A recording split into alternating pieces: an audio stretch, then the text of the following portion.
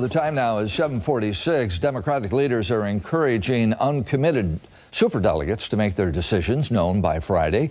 The leaders, including Senate Majority Leader Harry Reid, House Speaker Nancy Pelosi, and Democratic National Committee Chairman Howard Dean, say it's time for the superdelegates to make their choices so the party can stand united. There is word that Senator Ben Cardin of Maryland is ready to announce his endorsement of Barack Obama today. And we'll see what the rest do. And hopefully the leadership of the Democratic Party hope that's all done by Friday. Political analyst Mark Curtis joins us this morning from South Dakota. Good morning, Mark. Ross, good morning from Mount Rushmore. How are the voters who voted for Hillary Clinton in South Dakota feeling this morning? Well, they were thrilled. The polls showed that Obama was likely to win South Dakota. The problem was those polls were taken back in March. There was not a lot of national polling done in the state until the final days. And to everyone's surprise, a poll came out yesterday showing that Hillary Clinton was up by 10 points. So her supporters here were thrilled, but obviously the outcome is not what they wanted. Barack Obama is going to be the nominee. And I think everybody agrees it's definitely a historic time for the country. Well, it's truly remarkable. Of course, we knew this was going to happen. We were going to either have the first African-American nominee of a major party or the first woman. So, we knew for months now that we were going to make history. But it was really something last night.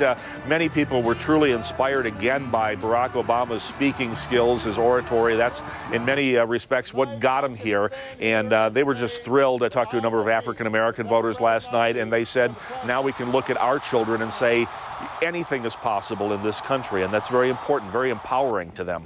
Mark, why do you think Hillary Clinton did not concede last night?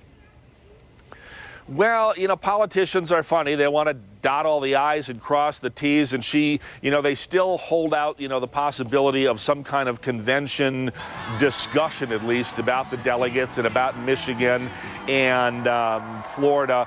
That's the political part of this. A lot of the average voters I talked to, were a little dumbstruck by it. They think it was, she could have been more magnanimous and she should have conceded last night. But, it's the technicalities of politics. They want to see if there's any wiggle room there or any other options to explore. But I suspect within the coming days she will formally concede. Do you see her being chosen as vice president? Well, I didn't 3 or 4 months ago. I thought it was, just a crazy idea. It wasn't going to happen. Today, I think that's exactly what's going to happen. I think the Democratic Party is very fractured, and what they're looking here for unity. People call it a dream ticket. It's not really a dream ticket. It's a unity ticket. Look, everyone knows the two of them don't like each other. They don't get along very well, but they realize that each brings different constituencies to the table. There's a lot of white voters in this country, particularly in places such as West Virginia, Kentucky, Pennsylvania, that just don't want to vote for Obama, but they might vote if she is on the ticket. So it's a balancing act. Yeah, you wonder if she can play number two. And do you want Bill Clinton in the room if you're Barack Obama?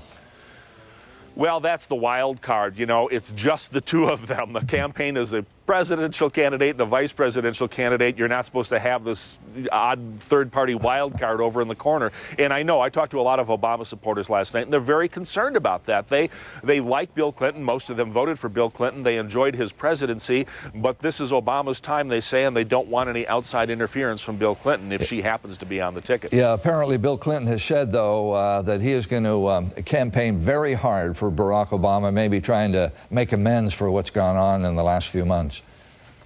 That wouldn't surprise me. He's a great campaigner, whether you like Bill Clinton or not, whether you supported him or not. I've followed him all over the country with this campaign since the 2nd of January.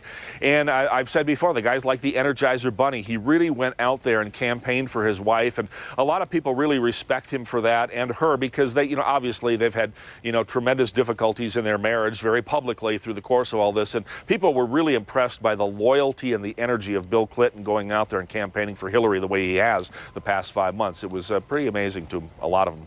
All right. Thank you, Mark. Have a safe trip home. Ross, thank you. I've enjoyed it. And you can read Mark's blog on markcurtismedia.com. Time now is 7:50. Let's go back to the desk.